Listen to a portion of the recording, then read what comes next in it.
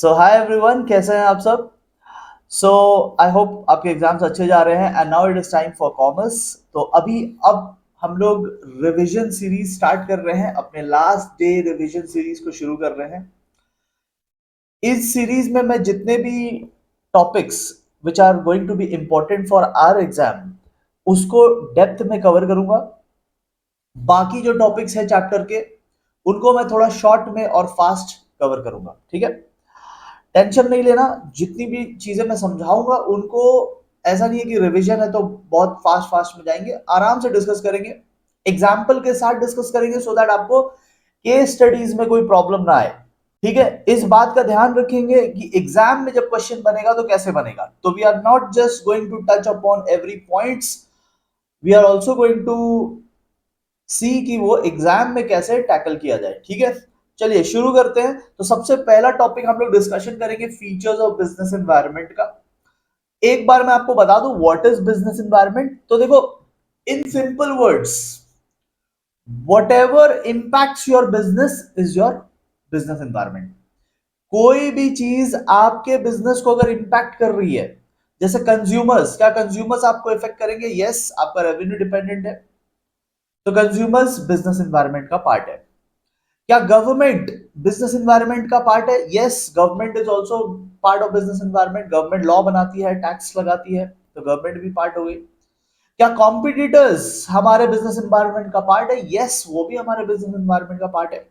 कहने का मतलब है anything and everyone who impact our business are a part of business environment. ठीक है, आइए थोड़ा और डिटेल में जाते हैं, फीचर्स पे चलते हैं। तो सबसे पहली बात, feature number one, business environment is totality of external forces. External का यहां पे मतलब हो गया अनकंट्रोलेबल। ठीक है, एक्सटर्नल का यहां पे मतलब हो गया अनकंट्रोलेबल। अनकंट्रोलेबल, अनकंट्रोलेबल का मतलब है आप इसे चेंज होने से नहीं रोक सकते, ये आपसे कंट्रोल नहीं होगा, इट इज एक्सटर्नल, आपके पहुंच के बाहर है। आप अपने आप को एडजस्ट कर सकते हो। जैसे इकोनॉमी में रिसेशन आ गया तो आप इकोनॉमी में रिसेशन थोड़ी ना रोक सकते हैं, बट आप अपने आप को एडजस्ट कर सकते हो। समझ गए? कंज्यूमर का टेस्ट एंड प्रेफरेंस चेंज हो गया, कंज्यूमर अब कुछ और चाहता है, तो उसे आप रोक नहीं सकते कि अरे नहीं नहीं नहीं आप प्रेफरेंस मत चेंज करो। वो तो कंज्यूमर है, वो करेगा अपना, आप अपने आप को एडजस्ट कर सकते हो। तो these are all external forces, these are all uncontrollable forces. Business environment uncontrollable है, उसे आप नहीं रोक सकते चेंज होने से। ठीक है, नेक्स्ट पॉइंट आता है, इट कैन बी जनरल और it can be specific also. ठीक है, तो ये जनरल भी हो सकता है और ये स्पेसिफिक भी हो सकता है। मतलब क्या? मतलब जनरल का मतलब होता है इनडायरेक्ट। ठीक है, जनरल का मतलब क्या होता है? इनडायरेक्ट। जनरल मींस इनडायरेक्ट, यानी ये आपको इनडायरेक्टली अफेक्ट कर सकता है। जनरल मतलब जो सबको अफेक्ट करे, जैसे कि सरकार ने टैक्स लगा दिया तो टैक्स क्या मेरे ऊपर अकेला लगता है क्या? टैक्स सबके ऊपर लगता है। ठीक है, फोकस बनाए रखना, फोकस बनाए रखना, please please focus here. General का मतलब होता है इट अप्लाइज टू एवरीवन। तो business environment can be general, it can be specific to you also. Specific का मतलब हो गया डायरेक्ट, डायरेक्टली वो आपको अफेक्ट कर सकता है। It can B direct also, जैसे कि आपके लेबर्स, आपके स्टाफ, आपके एम्प्लॉइज स्ट्राइक पे चले गए तो who is going to suffer? क्या पूरा इंडिया रोएगा क्या? No, only you are going to cry because आपके वर्कर्स स्ट्राइक पे गए। This is your personal problem, not पूरे इंडिया का problem.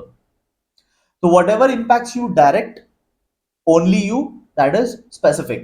whatever impacts everyone, that is general. तो बिजनेस एनवायरनमेंट क्या हुआ? दोनों हो सकते हैं। ये आपको ट्रू फॉल्स में भी पूछा जा सकता है, ये आपको फिल इन द ब्लैंक्स में भी पूछा जा सकता है, ये आपको सिंपल पॉइंट बना के भी पूछा जा सकता है। ठीक है, तो मैं इस तरीके से करा रहा हूं कि सभी हो जाए।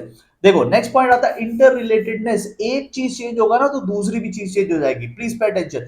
एक चीज चेंज होगा तो दूसरी भी चीज, अभी मेरे को देखो, ठीक है, इमेज इमेज मत देखो उधर, जब इमेज देखना होगा मैं दिखाऊंगा। अभी आप पूरा फोकस मेरे तरफ रखो, नॉलेज ट्रांसफर हो रहा है, एकदम ध्यान मेरे तरफ बना के रखिएगा। ठीक है, जब इमेज की तरफ जाना होगा I will take you there. देखो यहाँ पे इंटर रिलेटेडनेस का मतलब होता है one change will lead to many other changes, क्योंकि चीजें कनेक्टेड है, चीजें इंटर रिलेटेड है। जैसे कि इन्फ्लुएंसर्स, यूट्यूब में, इंस्टाग्राम में बहुत सारे इन्फ्लुएंसर्स हैं जो बॉडी बिल्डिंग सिखाते हैं, एक्सरसाइज सिखाते हैं, फिटनेस के बारे में ज्ञान देते हैं। तो ये क्या हो गया? ये इन्फ्लुएंसर्स का मार्केट है, ये अवेयरनेस बढ़ा रहे, हेल्थ को लेके क्या कर रहे हैं? अवेयरनेस बढ़ा रहे। अब बिकॉज ऑफ दीज पीपल आप देखोगे कि जिम की मेंबरशिप ग्रो कर रही है। बिकॉज ऑफ दीज पीपल आप देखोगे हेल्थ रिजॉर्ट्स की क्राउड बढ़ रही है। बिकॉज ऑफ दीज पीपल आप देखोगे योगा सेंटर्स की भीड़ बढ़ रही है। Because of these people health supplements ज्यादा खाए जा रहे हैं, ज्यादा डिमांड में आ रहे हैं। तो देखो एक चीज चेंज हुआ ना, तो अब उससे कनेक्टेड और बहुत सारी चीजें चेंज हो जाएगी। आज देखो एआई का जमाना, एआई का आपके पेपर में हो सकता है कुछ क्वेश्चन बन जाए। आज एआई का जमाना है, ठीक है। एआई, हर कोई एआई की बात कर रहा है, चाहे वो समझता हो या नहीं समझता हो, everybody is talking about AI. आप सोशल मीडिया में देखोगे इतने सारे मीम्स बन रहे हैं एआई को लेकर के। धीरे धीरे आप देखोगे टीचिंग में भी उस चीज को इनकॉर्पोरेट किया जाएगा, ठीक है। And in fact every business is trying to incorporate AI today. तो देखो एआई क्या है, एक टेक्नोलॉजिकल चेंज है, बट उसके वजह से कितने सारे बिजनेसेस में चेंज आ रहा है, ठीक है, कितने सारे बिजनेसेस में चेंज आ रहा है। तो ये तो आप अपने आंख से आज होते हुए देख सकते हो, ठीक है। तो things are inter related. Next point आता है कॉम्प्लेक्स। कॉम्प्लेक्स का मतलब तो समझने में डिफिकल्ट होता है। देखो जैसे 2016 का केस है, 2016 में when Jio was launching it's SIM card, तो वो 4G सिम कार्ड लॉन्च कर रहा था। और उसी टाइम एक फोन बनाने वाली कंपनी माइक्रोमैक्स 3G फोन का भंडारा खोल के मार्केट में रख दिया। माइक्रोमैक्स ने क्या किया, बहुत पैसा लगा दिया 3G फोन्स बनवाने में, एडवांस में बहुत सारे फोन्स बना दिए और मार्केट में लॉन्च कर दिया। अब लोग क्या कर रहे थे, लोग जियो का सिम खरीद रहे थे बिकॉज फ्री में मिलता था, ठीक है, और लोगों को फ्री पसंद है। तो फ्री वाली आइटम लेने के लिए लोग लाइन लगा लगा के जियो के सिम्स ले रहे थे। बट वो सिम कार्ड काम करेगा 4G फोन्स में। अब माइक्रोमैक्स बेचारा 3G सिम लेकर पूरे मार्केट में बैठा हुआ है। तो लोगों ने क्या माइक्रोमैक्स को प्रेफर किया? नो, लोगों ने माइक्रोमैक्स को प्रेफर नहीं किया। और इसमें माइक्रोमैक्स का बहुत लॉस हो गया क्योंकि उन्होंने बहुत सारे पैसे इसमें लगा दिए थे, ठीक है, बहुत सारा इन्वेंट्री यानी स्टॉक इसमें लगा दिया था, बहुत सारे पैसे इसमें लगा के स्टॉक पूरा मार्केट में उतार दिया था उन्होंने। बट खरीदने वाला कोई आया नहीं क्योंकि लोगों को चाहिए था 4G सिम, क्योंकि 4G फोन चाहिए थे, क्योंकि 4G सिम सब खरीद रहे थे। तो इसमें माइक्रोमैक्स को बहुत लॉस हुआ। अब आप माइक्रोमैक्स के पॉइंट ऑफ व्यू से सोचो कि वो तो बिजनेस इन्वायरमेंट में क्या देखता होगा, अपने कस्टमर्स को और अपने कॉम्पिटिटर्स को। उसका कॉम्पिटिटर कौन था? ओप्पो, वीवो, सैमसंग, जो फोन बनाने वाली कंपनीज है। उसने कभी सपने में भी नहीं सोचा होगा कि सिम कार्ड वाला उसे ले डूबेगा। समझ रहे हो? तो कौन कहां कैसे आपको इंपैक्ट कर देगा, ये समझना क्या है, ये समझना कॉम्प्लेक्स है, ये समझना कॉम्प्लेक्स है, डिफिकल्ट है, राइट? ओके, बाकी सब पॉइंट थोड़ा जल्दी जल्दी करेंगे। जैसे कि बिजनेस एनवायरनमेंट इज डायनामिक। आज से पहले 10 साल पहले कैसे बिजनेस होता था वो अलग बात है। आज कैसे बिजनेस हो रहा है वो अलग बात है। और आज से 10 साल बाद कैसे बिजनेस होगा वो अलग बात है। It keeps on changing. Business environment लगातार बदलता रहता है। आप देख सकते हो अपने आंख के सामने कैसे सारे बिजनेस एआई को लेके धूम मचा रहे हैं, ठीक है। नेक्स्ट पॉइंट आता है कि फ्यूचर में क्या होगा, दैट इज अनसर्टेन। अनसर्टेन मतलब प्रेडिक्शन बहुत डिफिकल्ट है। देखो कॉम्प्लेक्सिटी का मतलब क्या था, समझना ही डिफिकल्ट था। करंट वाला भी नहीं समझ पा रहे, पास्ट इवेंट को भी ठीक से नहीं समझ पाए।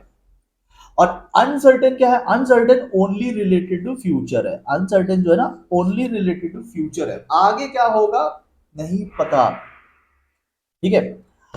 देन रिलेटिविटी वाला पॉइंट, रिलेटिविटी वाला पॉइंट क्या बोलता है, रिलेटिविटी वाला पॉइंट बोलता है कि जो बिजनेस एनवायरनमेंट है ये डिफर करता है कंट्री टू कंट्री, ठीक है। ये कंट्री टू कंट्री डिफर कर जाएगा, रीजन टू रीजन डिफर कर जाएगा। जो चीज अमेरिका में सेल होती है, बहुत सुपर हिट प्रोडक्ट है, नॉट नेसेसरी कि वो इंडिया में भी होगा। अगर इंडिया में कुछ बहुत बिकता है, नॉट नेसेसरी कि वो चाइना में भी बिकेगा। समझ रहे हो? अगर नॉर्दर्न पार्ट ऑफ इंडिया में कुछ बिकता है, बहुत अच्छा मार्केट है उसका, नॉट नेसेसरी कि वो सदर्न मार्केट में भी बिकेगा, एंड वाइस वर्सा, ठीक है। तो इसे हम कहते हैं relativity. This is relativity. Business environment is relative to a particular place, may not work equally well in other places, ठीक है। तो जितना मैं करा रहा हूं आप बस उतना करके चलना है, जो आपको करना है एक्स्ट्रा वो आप बाद में कर लीजिएगा, ठीक है।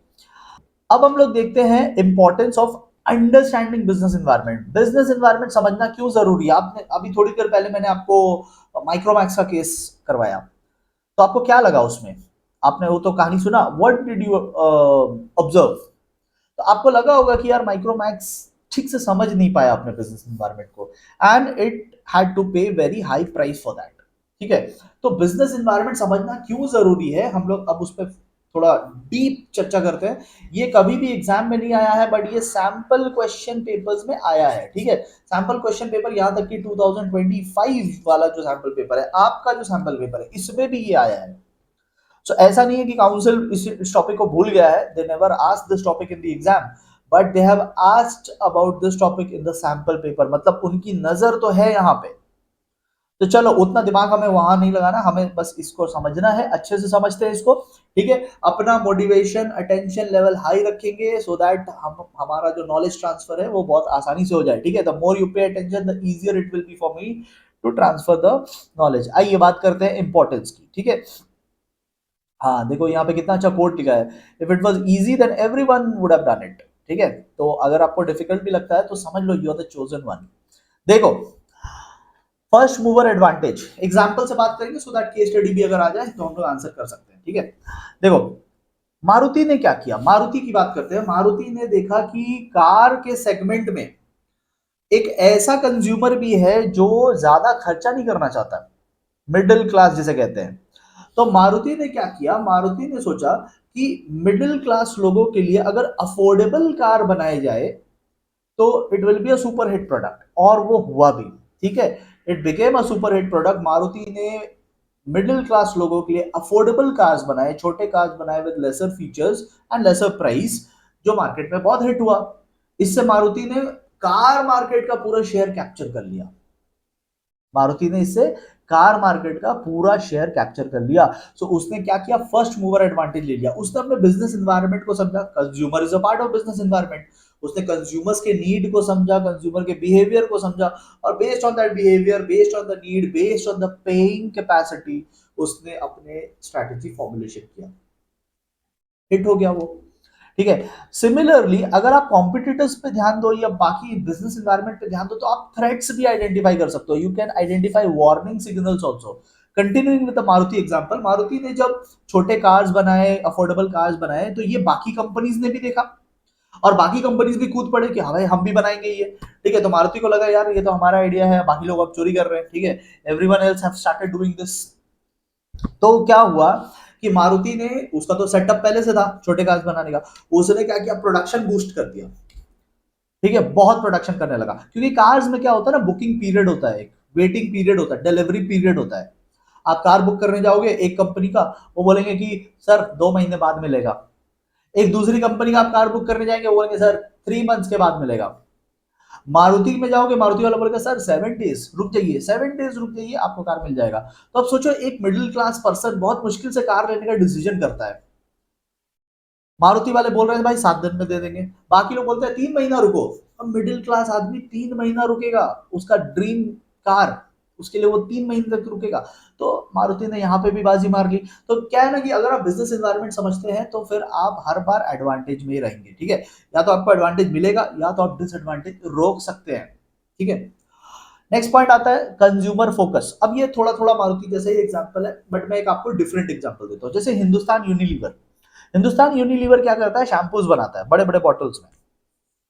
बट देखो अगेन इंडिया का मिडिल क्लास जो है वो शैम्पू जैसे प्रोडक्ट में 100 200 300 रुपीज नहीं खर्च करेगा, ठीक है। ये हिंदुस्तान यूनिलीवर ने देखा, ठीक है। देखो आपके घर में हो सकता है, मे बी आपके घर में हो सकता है, बट जो जनरल इंडियन पॉपुलेशन है, ठीक है, वो शैम्पू जैसी चीजों में 300 350 नहीं खर्च करने वाला, ठीक है। Everybody is not going to do that, ठीक है। तो हिंदुस्तान यूनिलीवर ने ये चीज समझा, जैसे मारुति ने समझा था कि लोग कार के लिए 20 लाख 25 लाख नहीं देंगे, तो उसने छोटे छोटे कार निकाले 7 लाख 8 लाख 5 लाख तक का। तो सिमिलरली हिंदुस्तान यूनिलीवर ने भी सोचा कि यार ये जो मिडिल क्लास है ना, ये शैम्पू पे 300 250 400 रुपए नहीं खर्च करेगा उसके बॉटल पे। छोटे छोटे पैकेट्स बनाने पड़ेंगे, 1 रुपी 2 रुपी 5 रुपीज वाला। तो कंज्यूमर पे फोकस रखा और कंज्यूमर को शैम्पूज बेचा, वरना नहीं खरीदते लोग, ठीक है। ऐसे बहुत सारे प्रोडक्ट्स हैं, कॉस्मेटिक्स प्रोडक्ट जो महंगे मिलते हैं लोग नहीं खरीदते हैं, ऐसे बहुत सारे प्रोडक्ट्स हैं, ठीक है, लोग नहीं खरीदते हैं क्योंकि महंगा मिलता है मिडिल क्लास के पॉइंट ऑफ व्यू से। नेक्स्ट पॉइंट आता है स्ट्रैटेजी फॉर्मुलेशन। देखो आईटीसी की यहाँ पे बात करते हैं, आईटीसी, ठीक है। आईटीसी होटल चेन्स बना रही है पूरे इंडिया में, उसने देखा कि इंडिया में टूरिज्म इंडस्ट्री जो है वो ग्रो कर रही है, ठीक है। सोशल मीडिया का जमाना है, लोग एक दूसरे को देख के घूमने जाना पसंद करते हैं, ठीक है। लोगों को बहुत सारी जगह का बारे में पता भी नहीं है, बट जब सोशल मीडिया पे देखते हैं, यूट्यूब पे देखते हैं या इंस्टाग्राम पे देखते हैं, तो people also want to do the same जो उनको दिखता है। आप देखो महाकुंभ में बहुत लोगों का प्लान नहीं था जाने का, बट देखा देखी में चले गए, अरे रील आया, चलो हम भी चलते हैं। तो बहुत लोगों का ऐसा हुआ है, ठीक है। ये जो आप देखे होगे, इतना क्राउड आ गया। आप गवर्नमेंट की बात सुनना, गवर्नमेंट ने क्या बोला था? गवर्नमेंट ने बोला था ऑलमोस्ट 45 करोड़ पीपल आएंगे, और आए कितने? 66 एज ऑफ नाउ, जो ऑफिशियल फिगर है 66 करोड़। तो ये 21 करोड़ लोग एक्स्ट्रा कहां से आ गए? देखा देखी में, रील देखा, वीडियोस देखे, बस हम भी चलते हैं, झोला उठाए चल पड़े, ठीक है। तो ये चीज आईटीसी ने इस बिहेवियर को देख लिया। आईटीसी ने देखा कि इंडिया में टूरिज्म बूम करने वाला है, तो आईटीसी ने पूरे इंडिया में होटल चेन्स खोल लिए हैं। तो आप किसी भी बड़े टूरिस्ट डेस्टिनेशन में जाओगे ना, आपको वहां आईटीसी का होटल जरूर मिलेगा। So when this market will actually boom, when people will actually start touring, ITC अपने होटल्स खोल के बैठा है। जब बाकी लोग तैयारी करेंगे, आईटीसी पहले से गेम खेल के बैठ गया है। This is strategy formulation, this is what happens when you understand your consumers. And last point very simple आता है, कोपिंग विद द चेंज, ठीक है। बहुत सिंपल सा पॉइंट है। जैसे एआई, आज आप देख रहे हो एआई आ रहा है, तो आप अपने बिजनेस में उसको कैसे इनकॉर्पोरेट करोगे, ठीक है। तो this is basically very simple point, इस पे उतना टाइम नहीं करना है, ठीक है। देखो, अब आप इसको याद कर लेना, ठीक है। एंड फिर हम लोग नेक्स्ट टॉपिक पे चलते हैं। ओके, अब जो नेक्स्ट टॉपिक है, मैं आपको इसी चार्ट से समझाऊंगा, ठीक है।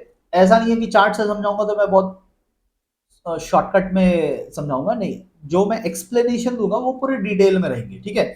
ज्यादा इंपॉर्टेंट कौन सा है? ज्यादा इंपॉर्टेंट ये वाला है, ठीक है। Internal macro micro factor, internal वाला ये ज्यादा इंपॉर्टेंट है, ठीक है। एक्सटर्नल वाला आईएससी 2024 में आ चुका है, ठीक है। तो यहां से हम लोग एनी टू पॉइंट्स करेंगे। एनी टू इसलिए क्योंकि शॉर्ट क्वेश्चन में अगर आ गया, ट्रू फॉल्स में आ गया, तो कौन देख रहा है, ठीक है ना। तो for that reason will do 2 points. Macro फिर मैं आपको समझाऊंगा थोड़ा, ठीक है। यहाँ पे हम लोग ऑल पॉइंट्स करते हैं, यहाँ पे हम लोग ऑल पॉइंट्स करते हैं क्योंकि ये मेरे को इंपॉर्टेंट लग रहा है। तो देखो, डिस्कशन शुरू करते हैं। प्लीज फोकस बनाए रखिएगा। अभी आप जो जो भी मैं बोल रहा हूं उसको ध्यान से सुनना, फिर एग्जाम में अपने वर्ड्स में लिख करके आ जाना, ठीक है। आप बस पॉइंट हेडिंग लर्न कर लो, point heading as it is रखना। एक्सप्लेनेशन जो मैं अभी समझा रहा हूं, आप समझ जाओगे तो अपने वर्ड्स में भी लिख सकते हो। और देखो मैं कैसे समझाता हूं, मैं कहीं रीड नहीं कर रहा, ठीक है। मेरे पास यहाँ नोट्स नहीं खुले, मैं रीड कर करके हाईलाइट कर करके नहीं पढ़ा रहा, मैं अपने मन से आपको समझा रहा हूं। तो आप भी देखो कि मैं कैसे समझा रहा हूं, क्या क्या वर्ड्स यूज कर रहा हूं, और थोड़े एग्जांपल्स देकर आप भी कर सकते हो, ठीक है। Pay attention. देखो, सबसे पहले माइक्रो मैक्रो, ये क्या है? डायमेंशंस बोलते हैं इनको, टॉपिक है ना, dimensions of business environment. Dimension मतलब parts of business environment. Business environment को तोड़ोगे तो कितने पार्ट्स बनेंगे? जैसे इकोनॉमिक्स को तोड़ते थे ना, माइक्रो इकोनॉमिक्स, मैक्रो इकोनॉमिक्स, वैसे यहाँ पे भी माइक्रो एंड मैक्रो। तो यहाँ पे माइक्रो क्या है? माइक्रो मतलब जो स्पेसिफिक है, स्पेसिफिक। अभी थोड़ी देर पहले बात किया था ना, business environment can be general और स्पेसिफिक, दोनों चलता है। तो जनरल वो है जो सबके लिए है, स्पेसिफिक वो है जो सिर्फ हमारे लिए है। तो हमारे लिए जो है, जो हमें डायरेक्टली इंपैक्ट करेगा, जो हमें डायरेक्टली इंपैक्ट करेगा, उसे हम बोलते हैं माइक्रो बिजनेस एनवायरनमेंट, ठीक है। ये ट्रू फॉल्स में भी पूछ सकता है, ठीक है। तो अब माइक्रो को भी तोड़ोगे ना, तो एक आते हैं इनसाइडर्स, या ये हमारी अंदर की बात है, इंटरनल फैक्टर। और एक होता है आउटसाइडर्स, ये बाहर वाले लोग हैं जो हमारे बिजनेस को इंपैक्ट करेंगे। तो बिजनेस को दोनों तरफ से इंपैक्ट होता है, बाहर वाले भी हमारे बिजनेस को इंपैक्ट करते हैं, और अंदर की बात है वो भी हमारे बिजनेस को इंपैक्ट करती है। तो ये अंदर की बात जो है वो मैं आपको अच्छे से अभी समझाने वाला हूँ। All points I am going to discuss, please focus properly. अगर आपको लेना है ब्रेक तो एक बार पॉज करके ले लो और उसके बाद स्टार्ट करो। बट अभी जो मैं डिस्कशन करूंगा नेक्स्ट 10 मिनट्स में, ये पूरा चार्ट में कंप्लीट कराऊंगा पूरी डिटेल में। मेक श्योर कि आप फोकस बनाए रखें, ठीक है। फोकस ही पूरा गेम है, और कंटिन्यूटी ही पूरा गेम है। बीच में रुक गए तो बस खत्म कहानी, ठीक है। तो ध्यान से सुनो, pay attention. Internal factor number 1, corporate culture.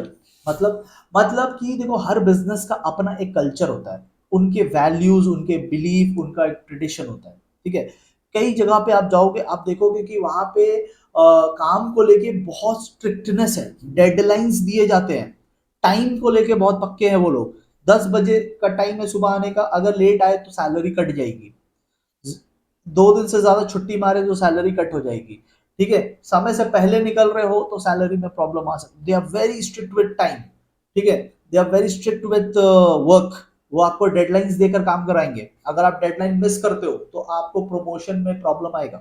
तो हर जगह बिजनेस का, हर अलग अलग बिजनेस का अपना एक कल्चर होता है। आपके बिजनेस का क्या कल्चर है, आपके बिजनेस में कितना डेडिकेशन, कितने फोकस के साथ काम होता है, कितने सीरियसली काम होता है, ये डिसाइड करेगा कि आपका बिजनेस कैसा चलेगा। ठीक है, नेक्स्ट पॉइंट आता है आपके मिशन एंड ऑब्जेक्टिव। कितने बड़े मिशन पे निकले हो, कितने बड़े गोल्स है आपके, क्या ऑब्जेक्टिव पाने के लिए निकले हो, ये भी आपके बिजनेस को इंपैक्ट करेगा। स्मॉल मिशन है, स्मॉल गोल्स है, स्मॉल ऑब्जेक्टिव है, तो स्मॉल ही बिजनेस रहेगा आपका। बिगर मिशन है, ठीक है, बड़े चेंजेस देखना चाहते हो, बहुत बड़े गोल्स है आपके, तो फिर आपका बिजनेस भी वैसा ही चलेगा। ठीक है, तो बेसिकली ये क्या है, ये आपके गोल्स है, तो ये आपके अल्टीमेट टारगेट्स है। तो जैसा टारगेट वैसा business. Big target bigger business, small target smaller business. ठीक है, जैसा टारगेट करोगे वैसे ही एफर्ट निकलेंगे। आप भी देख लो, आपको अपने एग्जाम में क्या टारगेट करना है, आप 90 प्लस जाना चाहते हो या 60 प्लस जाना चाहते हो, जैसा जाना चाहोगे एफर्ट भी वैसे ही निकलेगा। तो मेक श्योर कि अपने मिशन एंड ऑब्जेक्टिव बड़े रखें। नेक्स्ट आता है टॉप मैनेजमेंट। ये जो कंपनी चलाने वाले टॉप के लोग हैं, वो कितने एक्सपीरियंस्ड लोग हैं, वो कितने ऑनेस्ट लोग हैं, वो कितने डेडिकेटेड लोग हैं। ठीक है, उनका विजन कितना बड़ा है, कितना दूरदृष्टि वाले हैं, और कितने टाइम से वो मार्केट में है, तो ये भी डिक्टेट करेगा कि आपके बिजनेस का परफॉर्मेंस कैसे होगा। न्यू पीपल है, इनएक्सपीरियंस्ड है, ज्यादा पढ़े नहीं है, फ्रॉड नेचर के हैं, तो फिर आपका बिजनेस उसी टाइप का रहेगा। So management structure, because they are the drivers. आपके बिजनेस को जो है ये टॉप मैनेजमेंट वाले लोग ही चला रहे हैं, दे आर द ड्राइवर्स। तो ड्राइवर्स अच्छे होंगे, गाड़ी अच्छी चलेगी। ड्राइवर ही फ्रॉड होगा तो गाड़ी ठोक देगा कहीं। ठीक है ना। नेक्स्ट आता है कॉर्पोरेट इमेज। आपकी बिजनेस की इमेज कैसी है पब्लिकली, क्योंकि बिजनेस की इमेज अच्छी होगी तो कॉन्ट्रैक्ट्स मिलेंगे, बिजनेस की इमेज अच्छी होगी तो दूसरे कंपनीज के साथ डीलिंग्स होगी, बिजनेस की इमेज अच्छी होगी तो लोन मिलेंगे। तो इट इज वेरी इंपॉर्टेंट कि आपके बिजनेस की इमेज अच्छा हो। इमेज खराब होगा तो सरकार रेड मार सकती है आपके बिजनेस पे। तो इमेज मार्केट में बहुत मैटर करता है।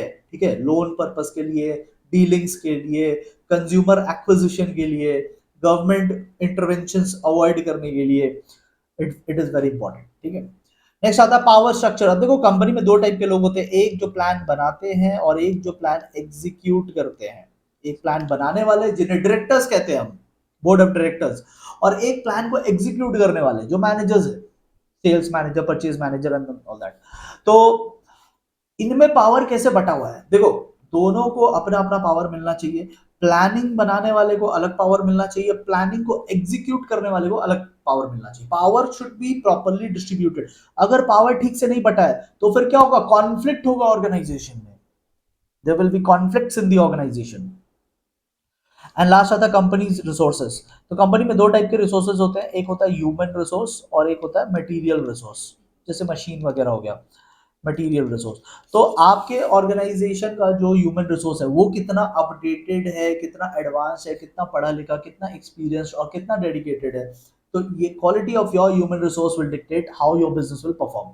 आपके यहाँ पे जो मशीन्स है, जो मटेरियल है, वो कितने एडवांस टेक्नोलॉजी यूज कर रहे हो या कितने बैकडेटेड टेक्नोलॉजी यूज कर रहे हो, that will dictate your business performance. तो बेसिकली ये सारी चीजें बिजनेस की इंटरनल फैक्टर्स है, और ये सब कुछ आपके बिजनेस के ऊपर इम्पैक्ट डालेगा।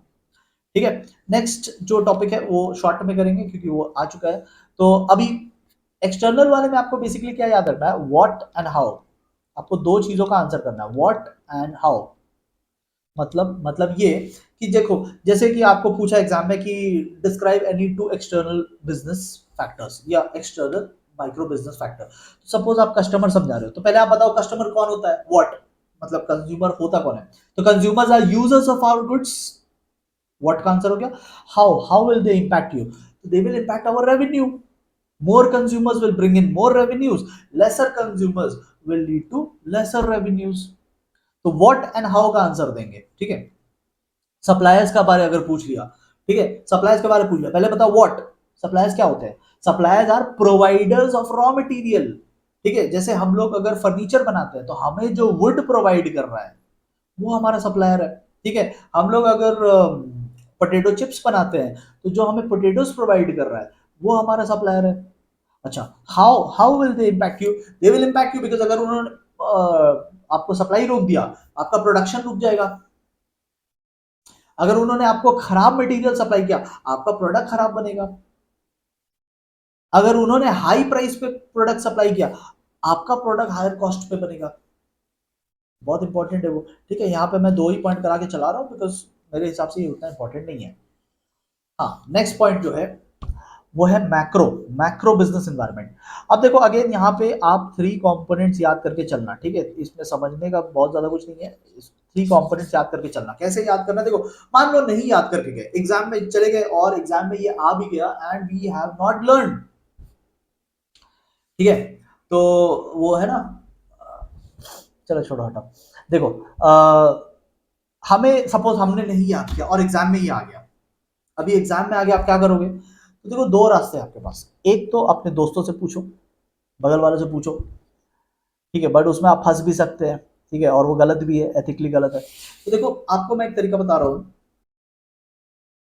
जिससे कि आप खुद से आंसर बना सकते हो। जैसे कि फॉर एग्जांपल मान लो ये इकोनॉमिक्स वाला आ गया, इकोनॉमिक बिजनेस एनवायरनमेंट मुझे समझाना है, तो मैं कैसे आंसर करूंगा? देखो, आपको ना अपने आप को उस जगह पे रख के देखना पड़ेगा। जैसे कि सपोज मैंने याद नहीं किया, मुझे याद नहीं है, अभी मैं आंसर बना रहा हूं। ठीक है, एग्जाम में पूछा इकोनॉमिक बिजनेस एनवायरनमेंट के 3 कंपोनेंट्स बताओ। ठीक है, अब मैं क्या करूंगा? आई विल थिंक कि अगर मैं कहीं बिजनेस सेटअप करने जाऊंगा तो मैं वहां के इकोनॉमी के बारे में क्या क्या देखना है। समझ रहे हो? आई थिंक दैट वे कि if I go and set up a business in a different place, what economic factors will I look for. जैसे कि मैं अगर जाऊंगा तो मैं सबसे पहले देखूंगा कि वहां जो बैंक्स है वो क्या इंटरेस्ट रेट पे लोन देते हैं, क्योंकि मुझे पैसे की जरूरत होगी। तो वहां पे क्या हाई रेट ऑफ इंटरेस्ट है या लो रेट ऑफ इंटरेस्ट है, या लोन पाना कितना इजी है, जिसको हम कैपिटल कहते हैं ना, कैपिटल मार्केट। तो how how good is the capital market there. जैसे कनाडा, कनाडा में बहुत डिफिकल्ट है पैसे पाना। वही आप अमेरिका चले जाओ, अमेरिका में बहुत इजी है। अमेरिका में लोन पाना इज वेरी इजी, जापान में लोन पाना is very easy, but Canada में it is not so easy. तो जहां पे आप जा रहे हो इट इज वेरी इंपॉर्टेंट कि आप वो देख लो कि उस जगह में पाना इजी है या नहीं।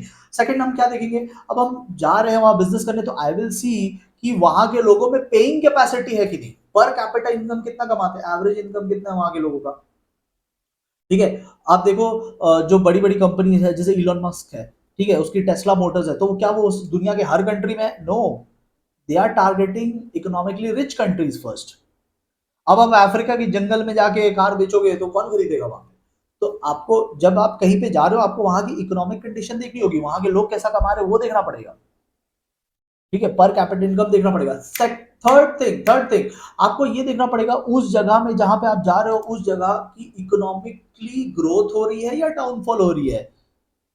ठीक है, ग्राफ ऊपर की तरफ जा रहा है, जीडीपी बढ़ रही है या घट रही है वहां की। ये भी बहुत इंपॉर्टेंट रोल प्ले करेगा। Nobody wants to go to a country जिसकी जीडीपी श्रिंक हो रही है। आप जहां जाओगे आप चाहोगे कि वो एक वाइब्रेंट इकोनॉमी रहे। ठीक है, एक ग्रोइंग इकोनॉमी रहे। और क्या देखोगे? और आप देखोगे कि वहां महंगाई कितनी कंट्रोल में है, वहां इन्फ्लेशन तो नहीं है, कहीं वहां रिसेशन तो नहीं आ रहा।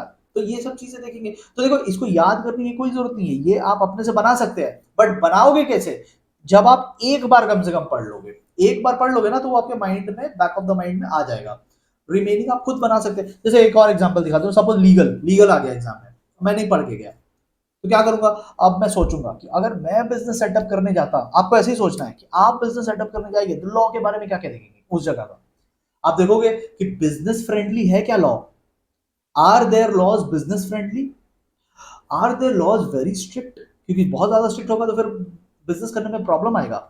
We need a very lenient law for business. ठीक है, अदरवाइज तो फिर बहुत डिफिकल्ट है वहां बिजनेस करना। ठीक है, लोग कितने अवेयर है लॉ को लेके, क्योंकि अगर लोग बहुत ज्यादा लॉ जानते हैं तो वो बात बात पे आपके ऊपर केस करेंगे। ठीक है, आपके फैक्ट्री से आवाज आ रही है, लोग केस कर देंगे।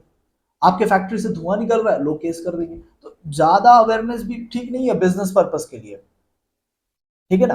तो ये सब चीजें आपको बतानी है, आपको अपने आप को उस जगह पे रख के सोचना है। तो 3 कंपोनेंट्स आपका हो जाएगा। एक बार आपको 3 कंपोनेंट पढ़ना पड़ेगा, फिर नहीं भी याद रहे तो एग्जाम में बना लोगे, बट एक बार तो पढ़ना पड़ेगा आपको, ठीक है, सो दैट आपके बैकग्राउंड आ जाए माइंड में, क्योंकि आप तो रियल लाइफ बिजनेस किए नहीं हो ना, ठीक है। तो आपको प्रॉब्लम आएगी सोचने में। तो एक बार आपको पढ़ना पड़ेगा, ठीक है। बाकी फिर अगर नहीं भी याद रहा तो कोई टेंशन की बात नहीं है, मैंने आपको बता दिया कैसे बनाना है, ठीक है। ओके, सो इस चैप्टर से मुझे इतना ही कराना था। अब देखो, जैसे कुछ टॉपिक्स मैंने छोड़ा है, फॉर एग्जांपल स्वॉट एनालिसिस मैंने नहीं बताया, तो उतना बड़ा कोई टॉपिक नहीं है, वो आप खुद से भी कर सकते हो, वीडियो एंड होने के बाद आपको रोना नहीं आएगा उसमें, ठीक है। जो जो रोने वाले टॉपिक्स थे वो मैंने करा दिए।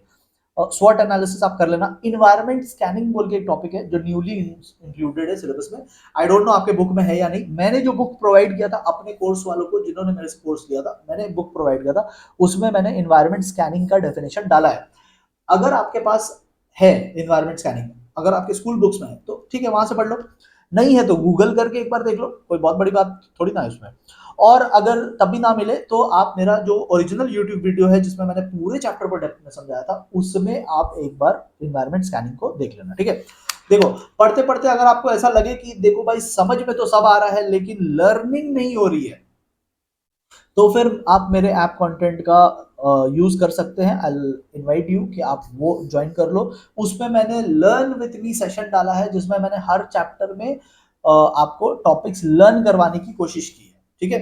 तो इफ यू थिंक कि आपको डिफिकल्टी हो रहा है, मतलब आपको लग रहा है कि हाँ भाई समझ में तो आ गया, कॉन्फिडेंस आ रहा है, समझ में आ रहा है, लेकिन जब लर्न करने जा रहे हैं ना तो लर्निंग नहीं हो रही है, ठीक है।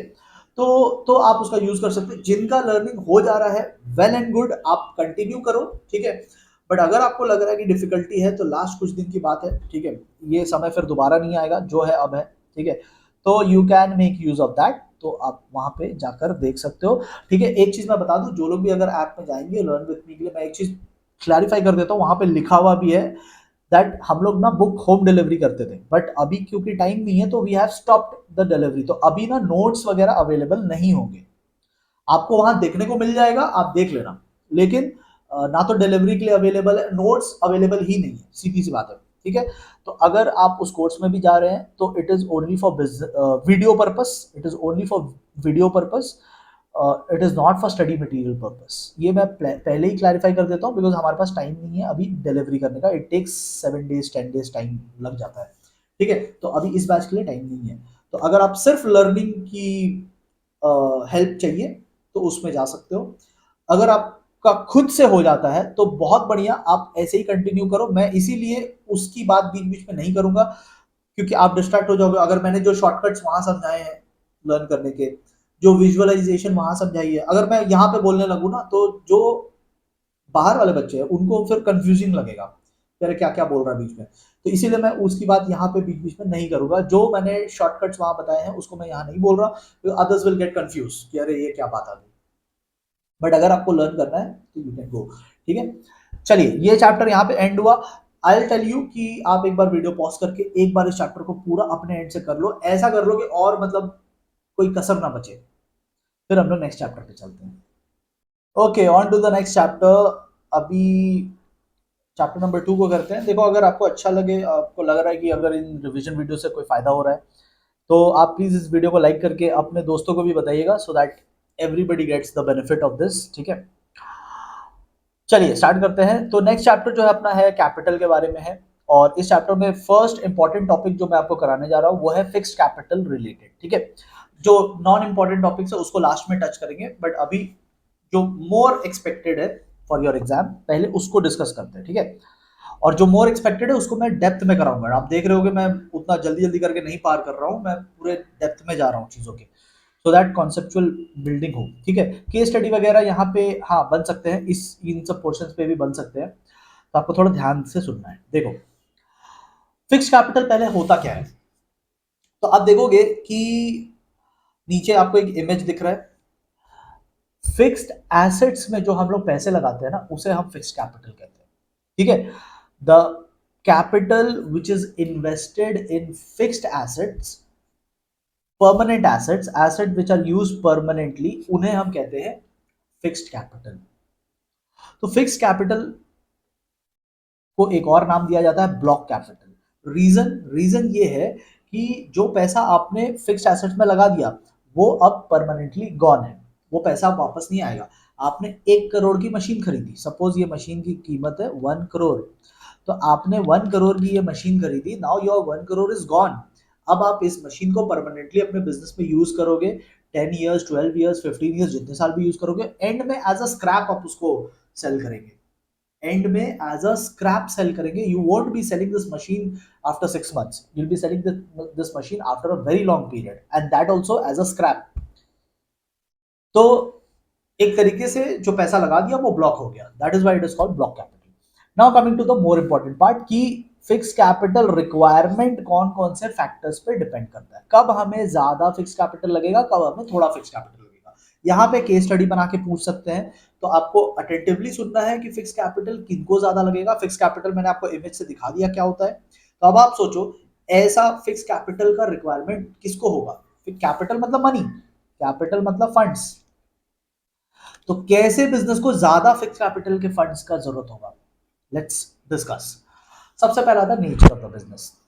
तो आप पहले ये देखना कि जो बिजनेस है वो नंबर 1 मैन्युफैक्चरिंग बिजनेस है या नंबर 2 ट्रेडिंग बिजनेस है। मैन्युफैक्चरिंग बिजनेस वो होते हैं जो कुछ प्रोडक्शन करते हैं, और ट्रेडिंग बिजनेस वो होते हैं जो होलसेलर्स, रिटेलर्स, मतलब अपना कुछ नहीं बनाया, किसी का खरीदा, किसी और को बेचा। तो ज्यादा फिक्स कैपिटल किसको चाहिए, मैन्युफैक्चरर्स को, बिकॉज उसे मशीन सेटअप करना है, लॉट ऑफ फिक्स एसेट्स उसे लगाने हैं। होलसेलर रिटेलर का क्या है, एक दुकान खोल के बैठना है, थोड़े फर्नीचर्स लगाने हैं, बस हो गया, that is the fix capital.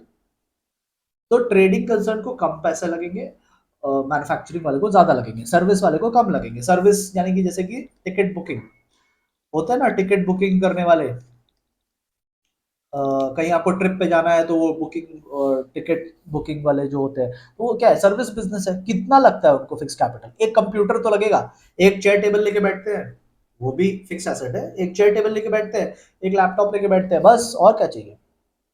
But manufacturing वाले को देखो क्या इंडस्ट्री खोल कर बैठे हैं, तो उनको ज्यादा लगेगा फिक्स कैपिटल। नेक्स्ट आता है साइज ऑफ द बिजनेस। बहुत सिंपल सा पॉइंट है, बड़ा बिजनेस रहेगा तो ज्यादा फिक्स कैपिटल, स्मॉल बिजनेस रहेगा तो स्मॉल फिक्स कैपिटल, ठीक है, इसमें कोई बहुत बड़ी बात है नहीं। नेक्स्ट आता है नेचर ऑफ द प्रोडक्ट, जो बना रहे हो वो क्या है।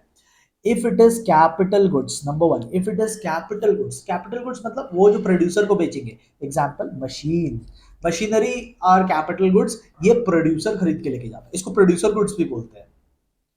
तो अगर आप प्रोड्यूसर के लिए बना रहे हो, मतलब मशीन्स बना रहे हो, तो सोचो मशीन बनाने में कितने बड़े बड़े मशीन लगते होंगे, समझ रहे हो। तो कैपिटल गुड्स अगर आप बना रहे हैं, you will require more fix capital, because आपको हैवी इन्वेस्टमेंट करना पड़ेगा।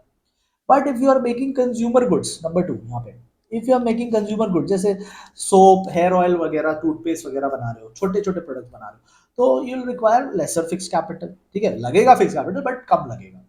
सिमिलरली अगर आप हैवी इंडस्ट्री में, हैवी इंडस्ट्री यानी भारी भारी गुड्स बनाते हो, ट्रक बना रहे हो, ट्रेन बना रहे हो, प्लेन बना रहे हो, शिप बना रहे हो, तो ऐसी चीजों में आपको ज्यादा फिक्स कैपिटल लगेगा। और अगर आप लाइट इंडस्ट्री में अगेन टूथपेस्ट बना रहे हो, तो शिप जैसा मशीन लगेगा क्या आपको, ट्रेन जैसा मशीन लगेगा क्या आपको, टूथपेस्ट का मशीन लगेगा, but that's not very big as making trains, उतना कैपिटल नहीं चाहिए, ठीक है। ओपन माइंड से सुनना, ये सब मतलब एक तरीके से कॉमन सेंस का पॉइंट है।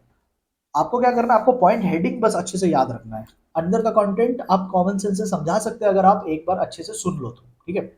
तो आपका अटेंशन लेवल बहुत हाई होना चाहिए। देखो नेक्स्ट आता है मेथड ऑफ प्रोडक्शन, कैसे प्रोडक्शन करते हो, मशीन बेस्ड या लेबर बेस्ड। मशीन बेस्ड को बोलते हैं कैपिटल इंटेंसिव। कैपिटल इंटेंसिव, क्या कैपिटल इंटेंसिव प्रोडक्शन है, फुल्ली ऑटोमेटेड है क्या, तो फिर you will require more fix capital. अब बोले नहीं नहीं नहीं नहीं, हमारा तो लेबर इंटेंसिव है, हमारा क्या है, लेबर इंटेंसिव है, लेबर लोग काम करते हैं, तो फिर you don't require so much of machines, then you don't require so much of fix capital, ठीक है। मैंने जो यहाँ पे दिखाया है ना लिख करके, ये प्रॉपर आंसर नहीं है, ये मैं बस अपने पढ़ाने के लिए शॉर्ट शॉर्ट में लिख कर लाया हूँ, ठीक है। तो these are not proper answer, by the way, मैं बता देता हूँ। नेक्स्ट, वैसे 4 पॉइंट काफी है, ठीक है, यहाँ पे इस चैप्टर में 4 पॉइंट्स काफी है, बट मैं एक और पॉइंट करा देता हूँ। डाइवर्सिटी ऑफ प्रोडक्ट लाइन्स, कितने प्रोडक्ट बनाते हो, जैसे आईटीसी, आईटीसी बहुत सारे प्रोडक्ट बनाता है, तो हर चीज के लिए अलग मशीन रखेगा, हर चीज के लिए अलग फैक्ट्री बनेगी, तो इससे ज्यादा फिक्स कैपिटल लगेगा। और अगर आप एक ही प्रोडक्ट बनाते हैं, तो फिर आपको कम फिक्स कैपिटल लगेगा। 10 तरीके का प्रोडक्ट बनाओगे तो 10 तरीके के मशीन्स लगेंगे, 10 तरीके की फैक्ट्री लगेगी आपको। सो कॉमन सेंस की बात है, ठीक है। देखो कॉमर्स एकदम कॉमन सेंस की बात है। मुझे तो लगता है कि कॉमर्स सब्जेक्ट का नाम ही कॉमन होना चाहिए, कॉमन सेंस वाला सब्जेक्ट है, ठीक है। इसका नाम कॉमर्स से चेंज करके कॉमन कर देना चाहिए, because it is common sense, ठीक है। इसीलिए तो यहाँ एक दिन 2 दिन पढ़ के भी लोग 70-80 तक पहुंच जाते हैं, तो कॉमन सेंस की बात है ना। अभी ये साइंस पढ़ रहे होते हैं, फिजिक्स या केमिस्ट्री का फॉर्मूला होता तो बहुत सोचना पड़ता, याद करना पड़ता है। इसमें क्या है, देखो अगर आप थोड़ा सा ओपन माइंड से सोचोगे ना तो आपको ऐसे ही पॉइंट्स बन जाएंगे, ठीक है। तो चलो क्या लिखा है यहाँ पे, never give up, great things take time, ठीक है। फालतू बात है, चलो आप यहाँ पे ध्यान दो। नेक्स्ट वर्किंग कैपिटल पे आते हैं, ठीक है। तो now we are moving to working capital. देखो ध्यान से समझो, वर्किंग कैपिटल क्या है। अभी हमने फिक्स कैपिटल देखा, फिक्स एसेट्स के लिए। वर्किंग कैपिटल जो है करेंट एसेट्स के लिए, छोटे छोटे एसेट्स के लिए, जैसे स्टॉक, रॉ मटेरियल वगैरह वो सब। तो रॉ मटेरियल खरीदने के लिए जो पैसे लगेंगे वो कहां से आएंगे, वर्किंग कैपिटल से आएंगे।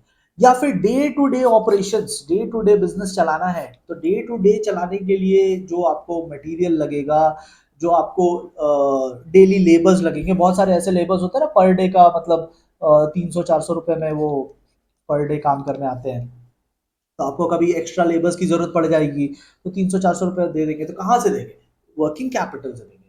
तो ये जो डेली का जो खर्चा आ रहा है ना, हर ऑफिस में शाम को चाय चलती है, हर ऑफिस में, ठीक है। आप अपने भैया दीदी या मम्मी पापा से पूछना जो लोग काम करते हैं, तो हर ऑफिस में शाम को चाय नाश्ता वगैरह चलता है।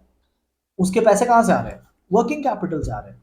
तो वर्किंग कैपिटल आपका डेली बिजनेस प्रॉपरली फंक्शन करे उसके लिए, ठीक है। जो अदर देन फिक्स कैपिटल जो है वो वर्किंग कैपिटल। तो रॉ मटेरियल वगैरह हो गए, लेबर वगैरह हो गए। तो जो पैसा है ना आपका, वो पैसा बेसिकली ऐसे रॉ मटेरियल में गया, रॉ मटेरियल आपका वर्क इन प्रोग्रेस हुआ, वर्क इन प्रोग्रेस को आपने फिनिश गुड्स में कन्वर्ट किया, फिर किसी कंज्यूमर को बेचा तो वो आपका डेटर बन गया, और डेटर फिर एक दिन आपको कैश दे देगा। तो ये बेसिकली वर्किंग कैपिटल का फ्लो है। ये कैश से शुरू होता है, घूम फिर के वापस कैश में आ जाता है। That is why we call it circulating capital. ये सर्कुलेट होता रहेगा, the cycle will keep on going and going and going, ठीक है। इसलिए इसको रिवॉल्विंग कैपिटल भी बोलते हैं। उसको क्या बोलते थे, ब्लॉक कैपिटल। एक बार लग गया तो ब्लॉक हो गया, ये है सर्कुलेटिंग कैपिटल। बात समझ में आ गई आपको, ठीक है। अटेंटिवनेस प्लीज हाई रखिएगा, ठीक है। पूरा आपके मोटिवेशन पे डिपेंडेंट है, ठीक है। मैं तो करा रहा हूँ, लेकिन आप अगर साथ में एनर्जी बनाए रखोगे ना तो मतलब sky is the limit.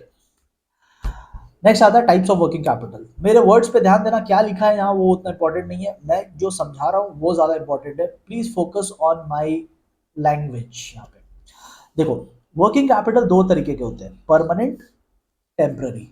Focus on what I am telling, ठीक है। वर्ड्स को पढ़ने मत जाओ, जो लिखा है उसको पढ़ने मत जाइए, सुन भी नहीं पाओगे मैं क्या बोल रहा हूं। तो don't don't try to read, try to only listen.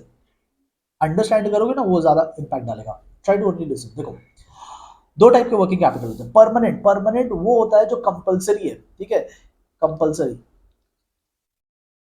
ये ना ऑलवेज लगेगा, हर बिजनेस को लगेगा। मैं भी बिजनेस करूंगा तो मुझे भी लगेगा, आप भी बिजनेस करेंगे तो आपको भी लगेगा, ठीक है। कोई भी बिजनेस करेगा हर किसी को लगेगा। This is permanent. और टेम्पररी वाला होता है, ये होता है एक्स्ट्रा, एडिशनल, ये होता है एक्स्ट्रा, ठीक है। तो इन एडिशन ये एक्स्ट्रा लगता है। तो हो सकता है मैं करूंगा तो मुझे हो सकता है ना लगे, आप करोगे हो सकता है आपको लग जाए। तो ये सेकंड वाला जो है ना, सेकंड वाला हर किसी को नहीं लगता, एक ही कंपलसरी है, दूसरा वाला ऑप्शनल है, ठीक है, ऑप्शनल है, एक्स्ट्रा है, एडिशनल है। समझ गए, इतना बेसिक सा बात आप समझ गए, ओके। अब कंपलसरी वाला भी दो टाइप का होता है।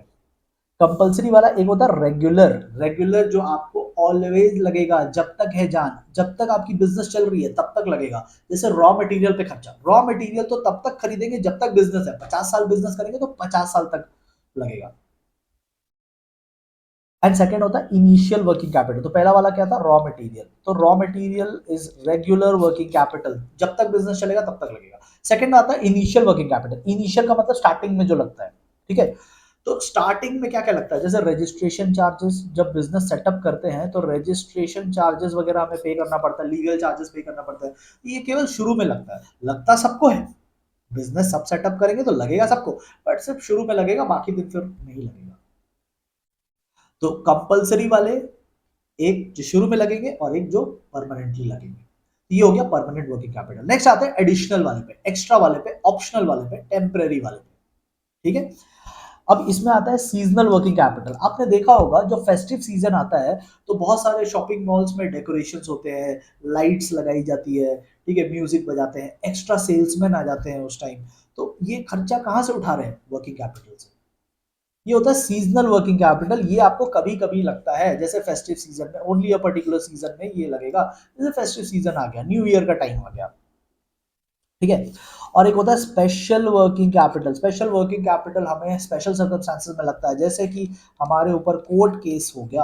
अब कोर्ट केस के लिए हम लोग जो लीगल चार्जेस पे कर रहे हैं, लीगल फीस पे कर रहे हैं, तो ये सब कहाँ से कर रहे हैं? वर्किंग कैपिटल से। ये सबको नहीं लग सकता, ये एक्स्ट्रा है, आपके नसीब में आया तो आपको लगेगा, ठीक है।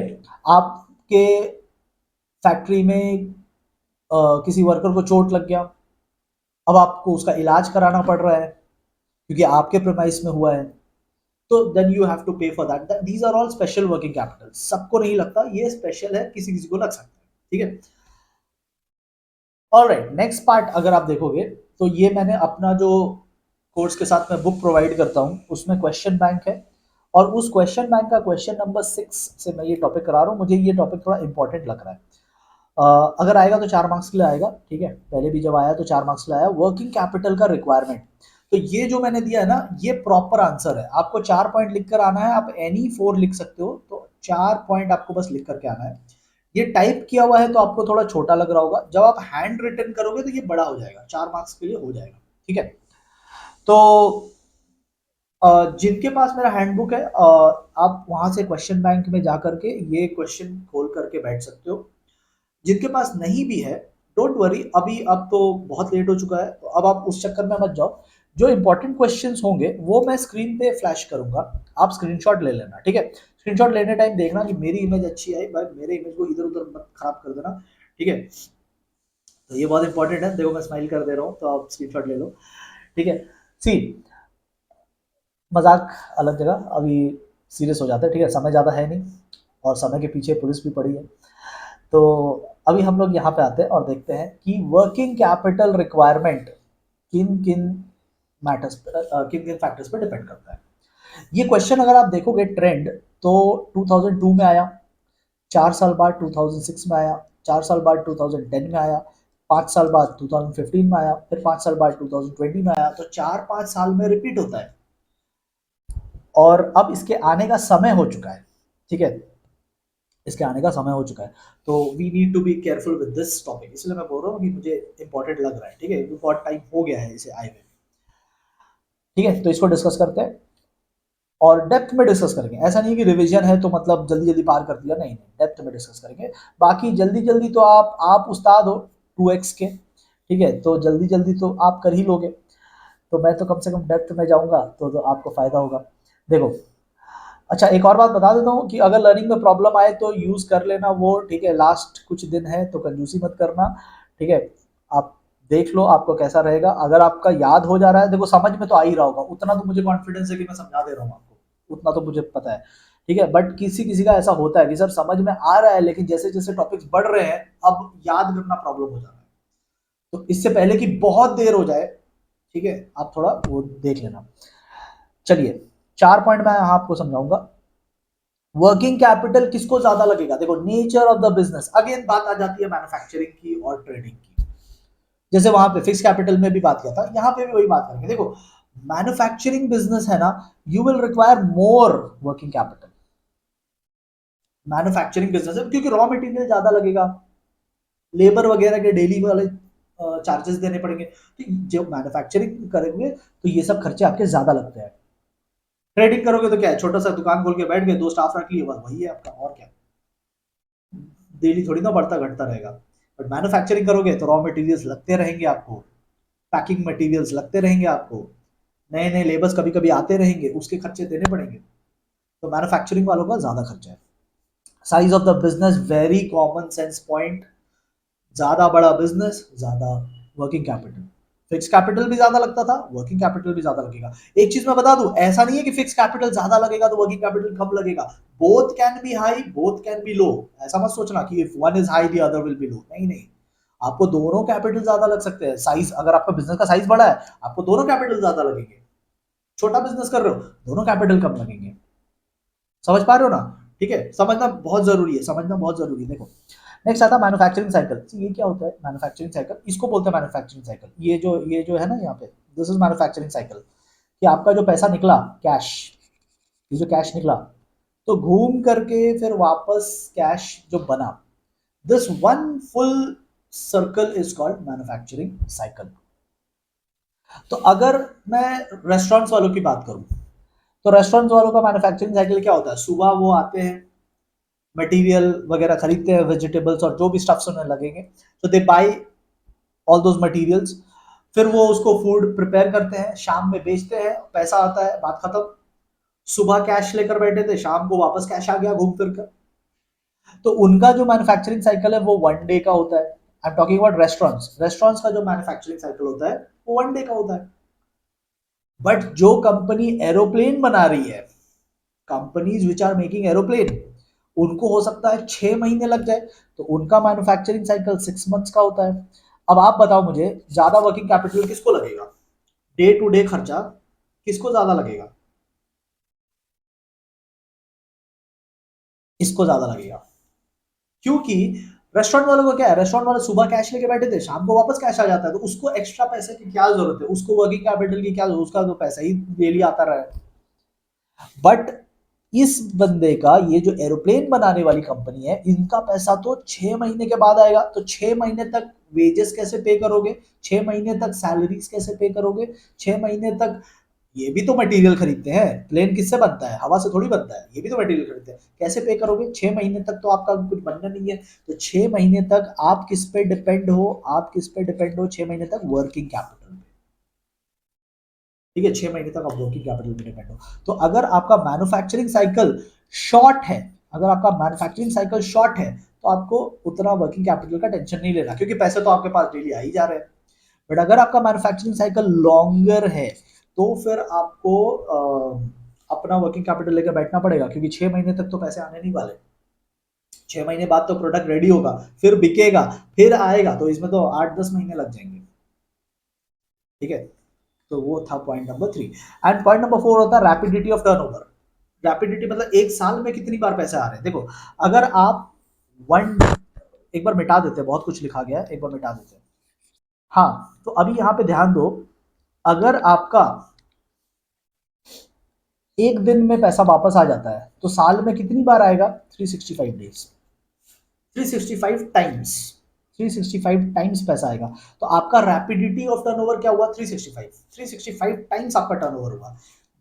यहां से स्टार्ट करके घूम के जो वापस यहाँ आते हैं ना, this is called one turnover. इसको वन टर्नओवर बोलते हैं, एक टर्नओवर हुआ। तो अगर आपका एक एक दिन में पैसा आता है, तो साल में 365 टर्नओवर होगा आपका। तो रैपिडिटी इज वेरी हाई। तो जब ये हाई होता है ना, तो आपको वर्किंग कैपिटल की उतनी जरूरत नहीं है। बट अगर आप 6-6 महीने लेते हो, तो साल में कितने बार पैसे आएंगे? 2 ही बार तो आएंगे। फिर 12 महीने में 2 ही बार तो पैसे आएंगे। तो आपका rapidity of turnover is very low, very low. 2 बार पैसे आते हैं तो करोड़ों में आते हैं, बट जब आते ही है 2 बार, तो बाकी साल कैसे काम चलाओगे? Working capital. ठीक है, तो आई थिंक मैंने बहुत डेप्थ में जाकर आपको समझाया है। ऐसा नहीं है कि रिवीजन है तो बस उड़ा उड़ा के पार कर रहा हूँ, नहीं। अब मैं आपको पूरा डिटेल में समझा रहा हूँ, क्योंकि यही सब आने का है एग्जाम में। तो इस पे कंजूसी करके फायदा नहीं है। ठीक है, तो मेक श्योर कि आप इसका स्क्रीनशॉट ले लें। ठीक है,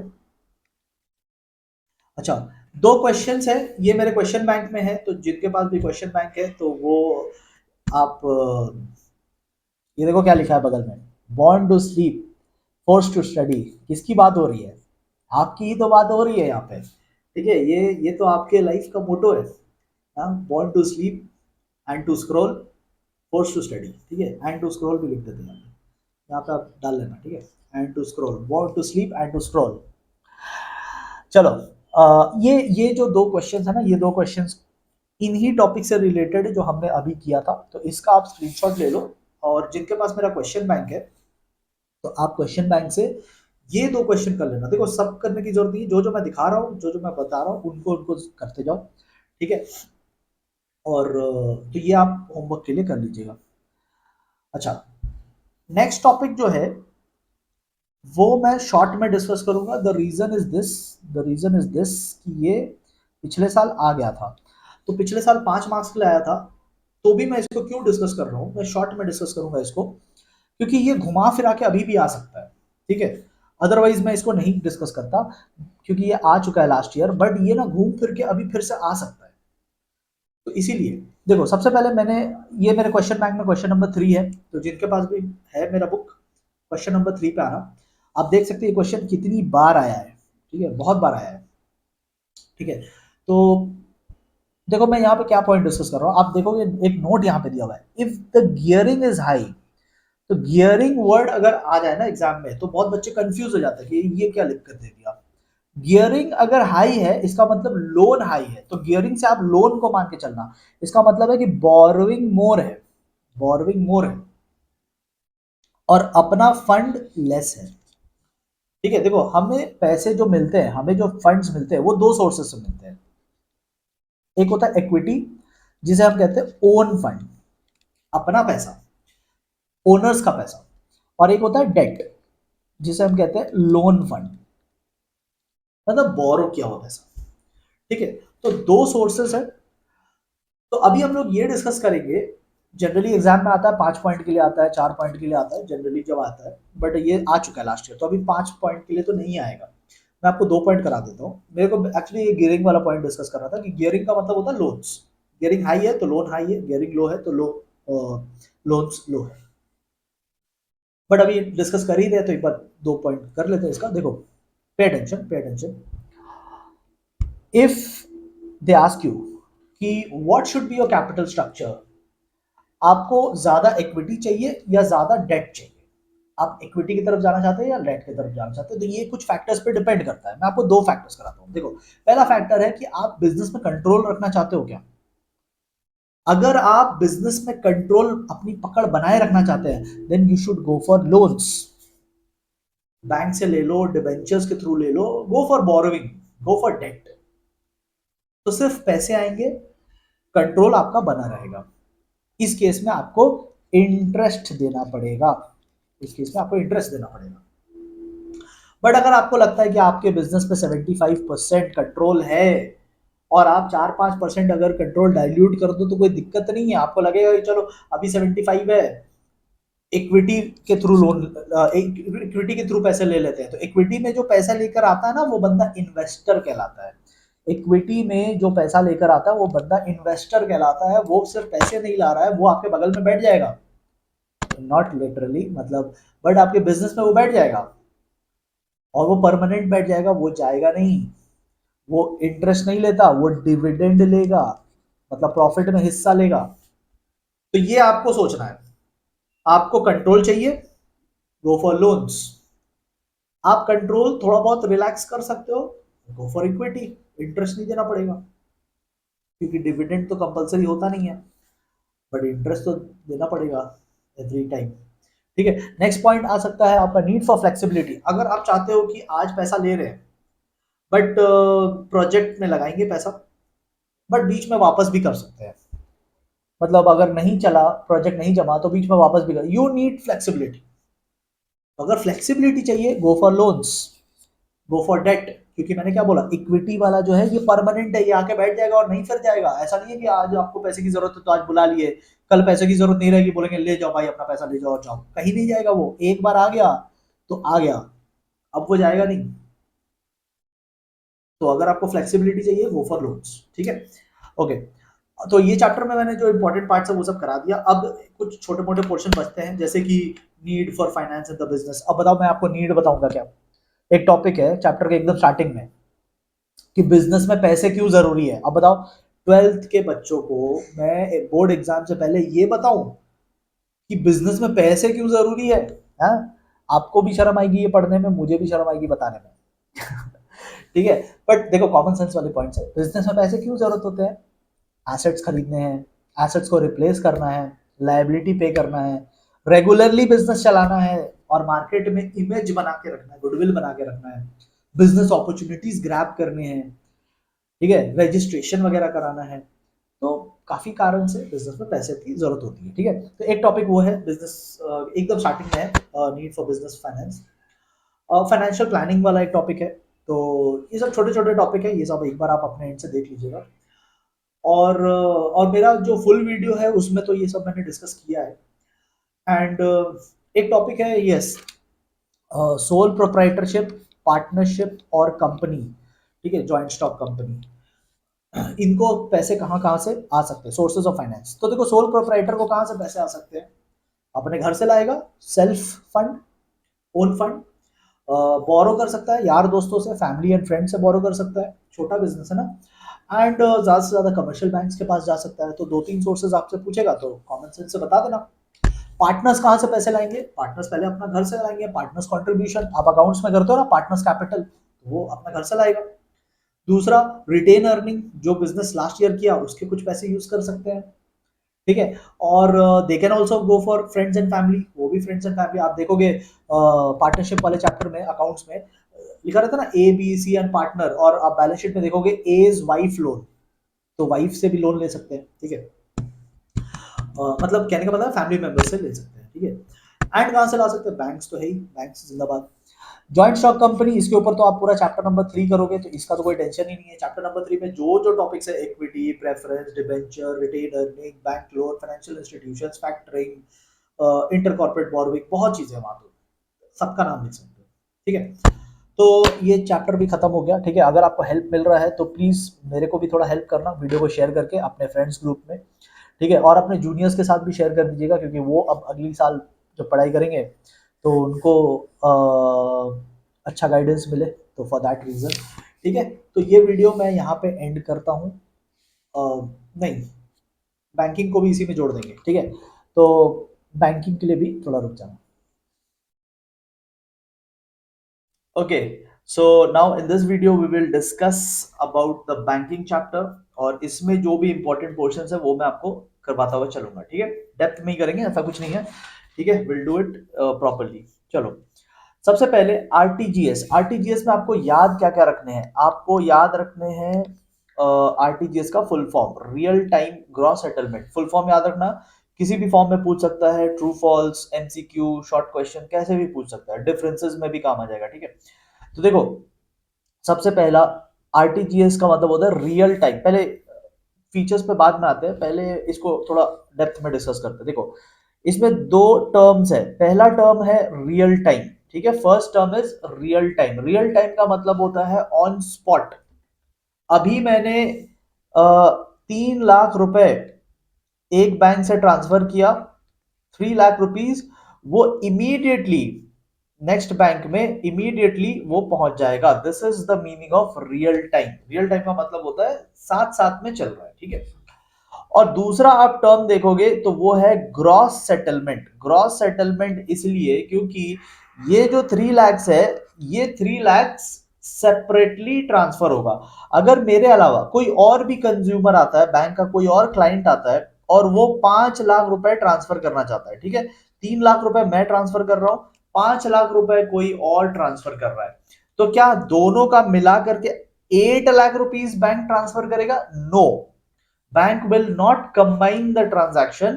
Bank will treat this as one transaction and this as another transaction.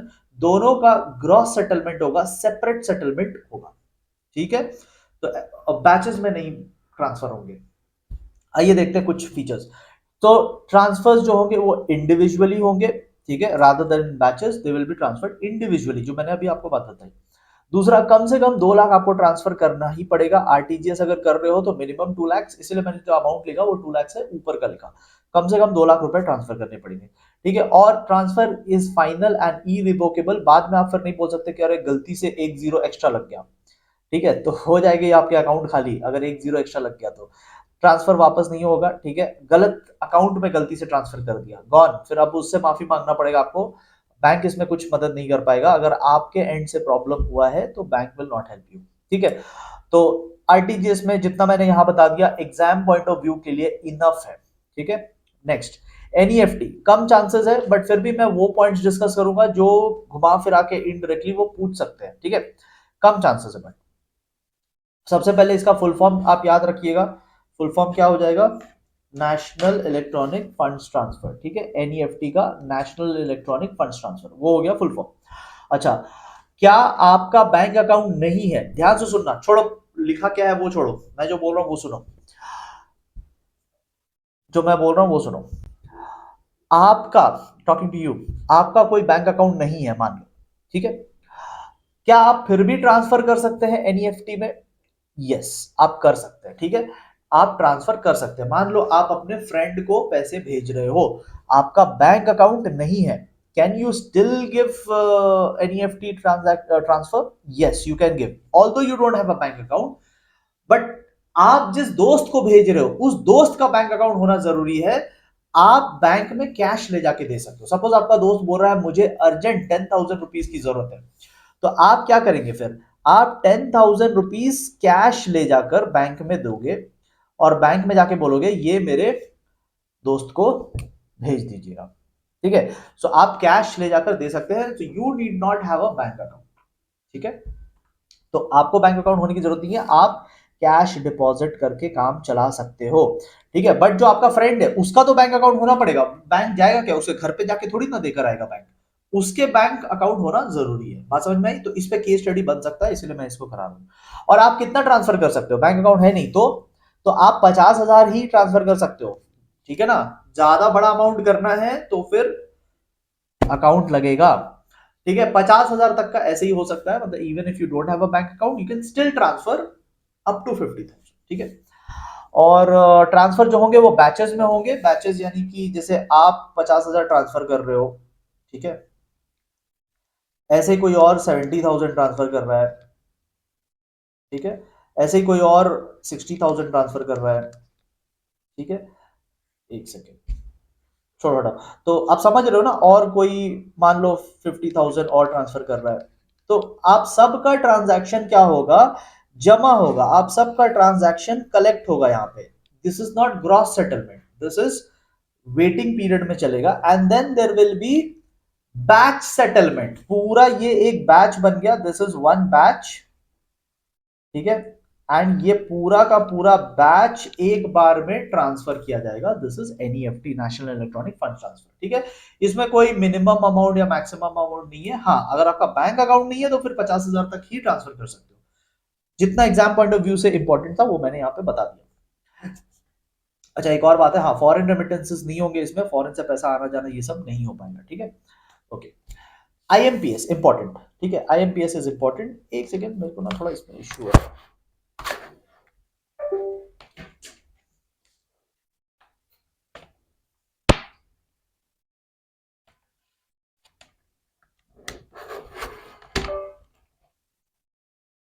Yes, so IMPS, अब आईएमपीएस जो है वो आरटीजीएस एंड एनईएफटी का एक मिक्सचर है। मैं इसलिए आरटीजीएस और एनईएफटी से इसको कनेक्ट करता हूं सो दैट आपकी अंडरस्टैंडिंग बढ़ेगी। जैसे आरटीजीएस में क्या करते थे और एनईएफटी में क्या करते थे, दोनों का बेनिफिट इसमें है। आरटीजीएस में रियल टाइम पैसे जाते थे, तुरंत पैसे जाते थे। आईएमपीएस में भी इमीडिएटली पेमेंट जाएंगे। इसका फुल फॉर्म भी याद रखना, ठीक है।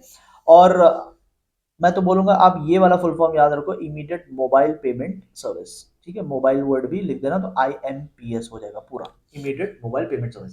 फुल फॉर्म आप याद कर लेना। देखो, आरटीजीएस में क्या करते थे, ऑन स्पॉट ट्रांजैक्शन होता था, यहां पे भी ऑन स्पॉट ट्रांजैक्शन होगा, तो जो आरटीजीएस में रियल टाइम वाला पॉइंट है ना वो यहां पे भी आता है। अच्छा, लेकिन आरटीजीएस था बड़े लोगों के लिए, उसमें 2 लाख मिनिमम ट्रांसफर करना पड़ता था। तो जिनके पास 2 लाख से कम ट्रांसफर करना है तो उनको फिर एनईएफटी में जाना पड़ेगा। एनईएफटी में वेटिंग पीरियड चलता है, जब तक बैच नहीं बनेगा तब तक ट्रांसफर नहीं होगा। तो आईएमपीएस में क्या होता है, आईएमपीएस में ट्रांसफर इमीडिएटली तो होता ही है, बट लेसर अमाउंट का भी हो जाएगा। जैसे एनईएफटी में क्या था, कितना भी ट्रांसफर कर सकते हो, आपको 10,000 ट्रांसफर करना है तो क्या 10,000 एनईएफटी में कर सकते थे ना, आईएमपीएस में भी कर सकते हैं। आईएमपीएस लेटेस्ट है, पहले एनईएफटी आरटीजीएस ही होता था, आईएमपीएस बाद में आया है। तो आईएमपीएस में अमाउंट की कोई रेस्ट्रिक्शन नहीं, जस्ट लाइक एनईएफटी। और आईएमपीएस में रियल टाइम ट्रांसफर होता है जस्ट लाइक आरटीजीएस। तो दोनों के फायदे इसमें हैं। आइए एक बार हम लोग फीचर्स इसका देख लेते हैं, तो ये इंपॉर्टेंट है, ध्यान से थोड़ा देखना, ठीक है। Okay, feature number one, flexible है क्योंकि आप इसे 24/7 यूज कर सकते हो बैंक की वेबसाइट से, या फिर अपने मोबाइल ऐप से, जो आपका बैंक का मोबाइल ऐप होता है तो उससे आप कर सकते हो। You can transfer with your desktop, laptop, phone, किसी से भी, तो आपको बैंक जाने की जरूरत नहीं है, you can do it from anywhere, ठीक है। मल्टी प्लेटफॉर्म सपोर्ट है, तो आप फोन से करो, डेस्कटॉप से करो, लैपटॉप से करो, टैबलेट से करो, कहीं से भी कर सकते हो। तो you can do it from anywhere, तो ये मल्टी प्लेटफॉर्म सपोर्ट है इसका, ठीक है। वर्सेटाइल है कि आप इसको मल्टीपल रीजन से यूज कर सकते हैं। आपको फ्रेंड को पैसे भेजना है, फ्रेंड को भेज दो। आपको इलेक्ट्रिसिटी बिल पे करना है, इलेक्ट्रिसिटी बिल पे कर दो। बिजनेसमैन हो, सैलरी देना है, सैलरी दे सकते हैं। शॉपिंग कर रहे हैं, उसके लिए पेमेंट करना, वो कर सकते हैं। तो किसी भी कारण से कर सकते हो, बस उस केस में वर्सेटाइल है, ठीक है। एंड फास्ट मनी ट्रांसफर होता है, जो मैंने बोला आरटीजीएस जैसा फीचर है इसमें, ये रियल टाइम में ट्रांसफर होता है। मैंने जितना देखा है कि विद इन फ्यू मिनट्स हो जाता है, ठीक है। तो आपने यहाँ ट्रांसफर किया और सामने वाले को विद इन फ्यू मिनट्स पैसे मिल जाते हैं, ठीक है। चार्जेस वगैरह तो लगता ही है, बट स्टिल इनएक्सपेंसिव है, और आपको मोबाइल पे अलर्ट आ जाएगा, ठीक है। तो ये मैंने आपको समझा दिया, ठीक है। अगर आपको लगे कि याद करने में आपको हेल्प चाहिए तो आप कोर्स में जा सकते हैं, वरना फिर इतना ही है, इससे ज्यादा आपको आईएमपीएस में और कुछ नहीं करना। ओके, ई बैंकिंग। ई बैंकिंग में अब हम लोग सीधा मेन टॉपिक पे आते हैं। E banking is basically without going to the bank, internet के हेल्प से, इलेक्ट्रॉनिक मीडियम के हेल्प से आप बैंकिंग करोगे, ठीक है। तो बैंकिंग मतलब क्या? पैसे ट्रांसफर करना, एफडी करवा लेना, बैलेंस चेक करना, ठीक है। तो यही सब होता है बैंकिंग। लास्ट मंथ कितना ट्रांजैक्शन किया, उसकी हिस्ट्री निकालना, these are all banking purpose. तो ये बिना बैंक जाए अगर हो जाए तो उसे हम कहते हैं ई बैंकिंग। तो ई बैंकिंग के क्या क्या फायदे हैं, दो तीन देखेंगे। ई बैंकिंग के क्या डिसएडवांटेजेस है, वो दो तीन देखेंगे। देखो, सबसे पहला, कस्टमर को क्या फायदा हो रहा है? सबसे बेस्ट बात, घर बैठे बैठे आप बैंकिंग कर सकते हो। 24 आवर्स 365 डेज आप बैंकिंग कर सकते हो। बैंक हॉलीडे है या स्ट्राइक है या संडे है या फेस्टिवल है, डज नॉट मैटर, आप कभी भी ट्रांसफर कर सकते हो पैसे, ठीक है। इससे फाइनेंशियल डिसिप्लिन बढ़ती है। फाइनेंशियल डिसिप्लिन इसलिए क्योंकि सारे ट्रांजैक्शन आपके रिकॉर्डेड रहते हैं, बैंक ऑटोमेटिक रिकॉर्ड करके रखता है। अगर आप खुद से करते तो आप कहीं कभी लिखते, कभी भूल जाते, तो आपका पूरा वो डिसिप्लिन नहीं आता। ये करके दे रहा आपको, ठीक है। सेकंड पॉइंट है, second point again first point से कनेक्टेड है, that you need not go to the bank, तो आपको वो प्रॉब्लम कभी होगी नहीं।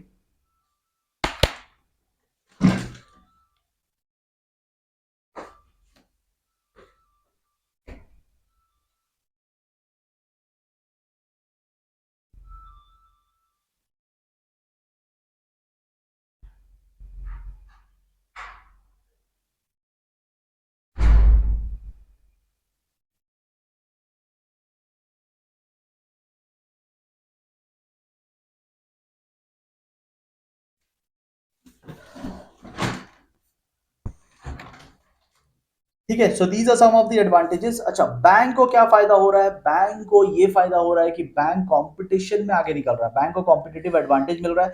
जो बैंक ई बैंकिंग फैसिलिटी नहीं देगा, आप ऑब्वियसली उसमें अपना अकाउंट नहीं खुलवाओगे। सो बैंक को कंपटीशन में आगे निकलने का मौका मिल रहा है if they are providing this feature. अब बैंक लिमिटेड नहीं है to the number of branches. जरूर पहले क्या था ना, बैंक को गांव गांव में जाके ब्रांच खोलने पड़ते थे, उसमें बहुत पैसा लगता था, स्टाफ बैठाओ और बहुत खर्चा है, ठीक है।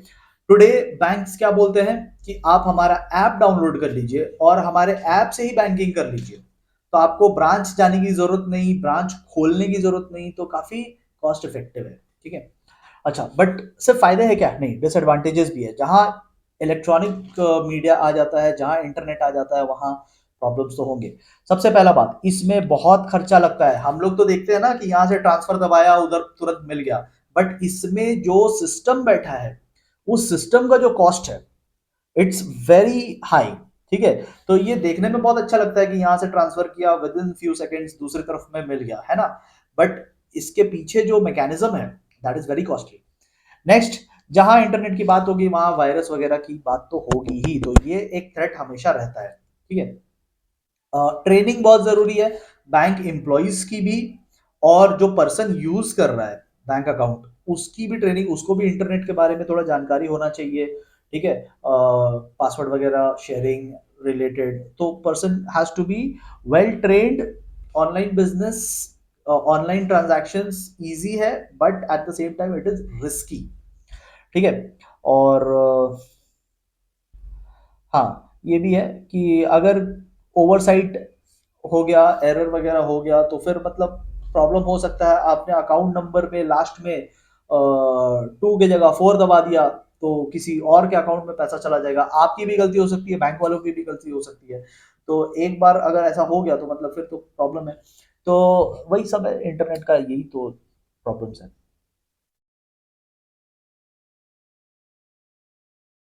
Next we are coming to debit card and credit card, another important topic, काफी कॉमन है, बहुत बार एग्जाम में आ जाता है, ठीक है। एटीएम भी एक टॉपिक है। एटीएम में आप फुल फॉर्म याद रखना, बाकी तो आप खुद से भी समझा सकते हो एटीएम, ठीक है।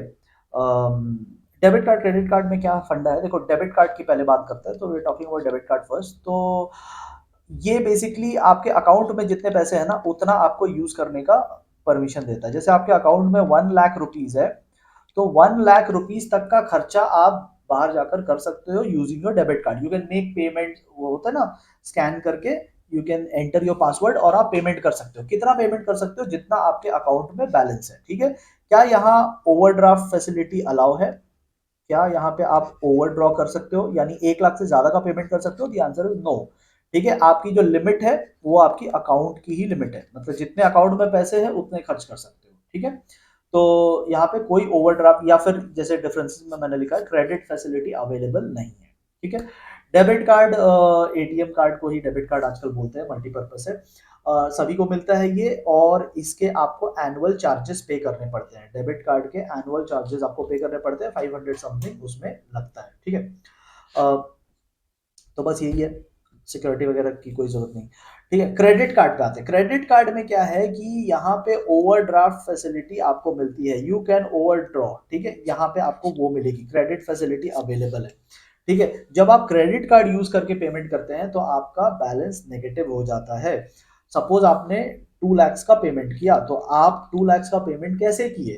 बैंक से लेकर के किए, वो आपके अकाउंट में पैसे नहीं थे, आपने बैंक से लेकर के पेमेंट कर दिया। Now you will have to return it to the bank.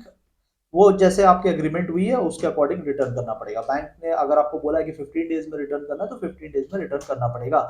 यहाँ पे आपको इंटरेस्ट भी पेमेंट करना पड़ेगा। ये जो पैसे आपने यूज किया, इसको रिटर्न करोगे, प्लस इस पे आप इंटरेस्ट भी पे करोगे। तो क्रेडिट कार्ड सोच समझ के यूज करना चाहिए, ऑलवेज नहीं यूज करना चाहिए, सोच समझ के यूज करो, ठीक है। अगर इसमें कोई डिस्काउंट वगैरह मिल रहा है, बहुत बार मिलता है, तो आप यूज कर सकते हैं। प्लस आपको ये भी देख लेना है कि आपकी पेइंग कैपेसिटी है कि नहीं, ठीक है। और इसमें इंटरेस्ट भी देना होता है, तो थोड़ा केयरफुल रहे, डिस्काउंट के चक्कर में ऐसा ना हो कि आप इंटरेस्ट ज्यादा देते रहे। तो you have to be very careful and calculative. Credit card is not for everyone, सबको मिलता भी नहीं है। आपको बहुत हेल्दी फाइनेंशियल कंडीशंस में होना पड़ेगा क्रेडिट कार्ड के लिए। डेबिट कार्ड क्या है, किसी को भी मिल जाता है, आप अकाउंट खोलो डेबिट कार्ड मिल जाएगा, क्योंकि डेबिट कार्ड में क्या है, आप उतना ही उड़ा सकते हैं जितना आपके अकाउंट में है। तो डेबिट कार्ड देने में बैंक को कोई तकलीफ नहीं होती, बट क्रेडिट कार्ड बैंक्स भी बहुत सोच समझ के देते हैं, और अगर आपने थोड़ा अप डाउन कर दिया बहुत ज्यादा, तो फिर वो प्रॉब्लम हो सकती है आपको, ठीक है। क्रेडिट कार्ड का भी एनुअल चार्जेस लगता है 500 समथिंग, वो डिपेंड करता है, अलग अलग बैंक्स में डिपेंड करता है, बट एनुअल चार्जेस आपको देने पड़ेंगे ये कार्ड्स यूज करने के लिए। इनको प्लास्टिक मनी भी बोलते हैं। अगर आपको एग्जाम में ऐसा टर्म मिल जाए प्लास्टिक मनी, ठीक है, तो घबरा मत जाना कि ये क्या आ गया। प्लास्टिक मनी इन्हीं को बोलते हैं, कार्ड्स को बोलते हैं प्लास्टिक मनी, ठीक है। Both of them are plastic money. एक में ओवरड्राफ्ट फैसिलिटी है, एक में ओवरड्राफ्ट फैसिलिटी नहीं है। जितना मैंने यहाँ डिस्कस कर दिया more than sufficient exam purpose के लिए। अगर कभी भूल भी जाओ तो एग्जाम में क्वेश्चन देख के आपको याद आ ही जाएगा, मैंने यहाँ पे जितना आपको बता दिया है, ठीक है। अच्छा, अब बचे कुचे कुछ टॉपिक्स है, उसको जल्दी से एक बार टच करके निकलते हैं, ठीक है। बैंक ड्राफ्ट मेरे हिसाब से not very important, not very important. Bank draft मेरे हिसाब से नॉट वेरी इंपॉर्टेंट। इसको डिमांड ड्राफ्ट भी बोलते हैं। बट इसमें से आप एक लाइन याद करके रखना कि अगर मान लो आपसे पूछ लिया कि which instrument is suppose to be used when the risk of dishonour is to be mitigated, ठीक है। तो अगर आप रिस्क ऑफ डिसऑनर कम करना चाहते हो, मिटिगेट करना चाहते हो, तो कौन सा इंस्ट्रूमेंट यूज करोगे? तो डीडी यूज करेंगे। डीडी मतलब डिमांड ड्राफ्ट या बैंक ड्राफ्ट। तो इसमें डिसऑनर नहीं हो सकता है, इतना याद रखना शॉर्ट क्वेश्चन के लिए। लॉन्ग क्वेश्चन में ये आ चुका है लास्ट ईयर, तो लॉन्ग क्वेश्चन में आई डोंट एक्सपेक्ट कि फिर से आएगा। ठीक है, आप पढ़ने का एक बार पढ़ लेना, ये मतलब ये 5-7 लाइन पढ़ने में कोई बहुत बड़ी बात नहीं है, तो पढ़ लेना। बट मुझे बस ये वाला लाइन आपको बताना था कि आप ये याद रखना कि इसमें डिसऑनर के चांसेस नहीं है। Just like debit card, debit card में भी डिसऑनर नहीं हो सकता, इसमें भी डिसऑनर नहीं हो सकता। तो ये दो ऐसी चीजें हैं जिसमें डिसऑनर नहीं हो सकती। ठीक है, तो इसमें डिसऑनर नहीं हो सकता। एक आप याद रखना कि इसका एक और नाम है डिमांड ड्राफ्ट। और एक बात याद रखना कि इसे ऑनलाइन भी बनवा सकते हैं। आज के टाइम में ऑनलाइन भी अलाउड है, पहले बैंक जाके ही बनाना वाज द ओनली ऑप्शन।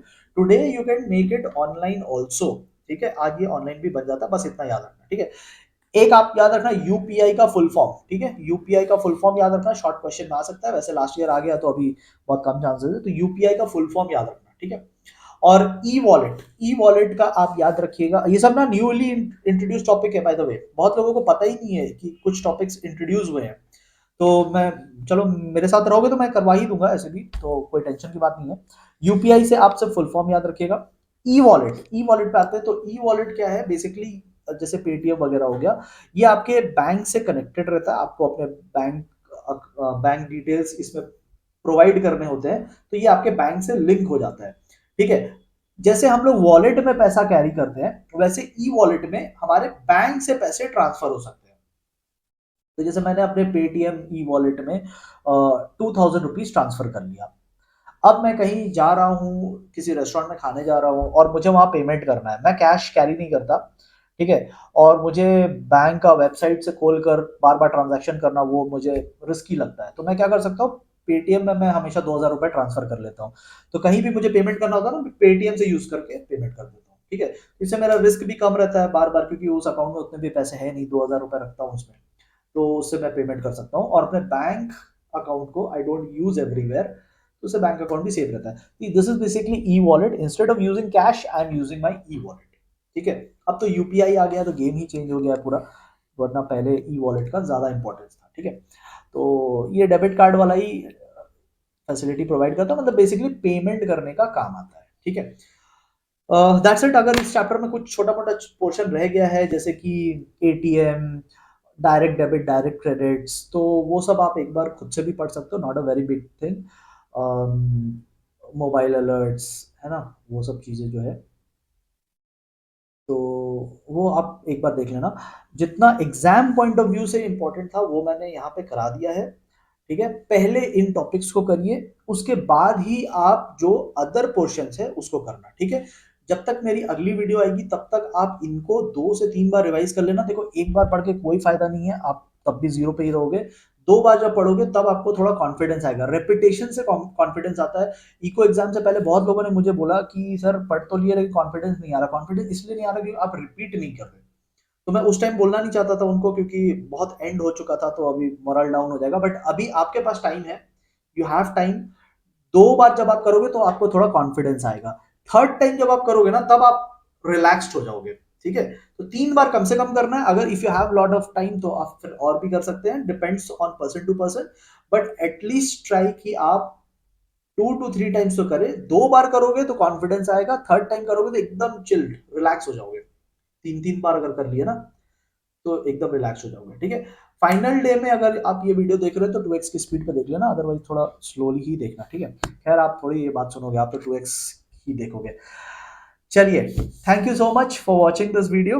और हम लोग मिलेंगे, अगला जो वीडियो रहेगा वो चैप्टर 3 पे रहेगा, फुल कंप्लीट चैप्टर 3, और कोई चैप्टर नहीं रहेगा उसमें। आराम से चैप्टर 3 करेंगे, 10 मार्क्स के लगभग आता है उसमें। ठीक है, कोई हड़बड़ नहीं करेंगे, पूरा अच्छे से कराएंगे। ठीक है, चलो, थैंक यू एवरीवन।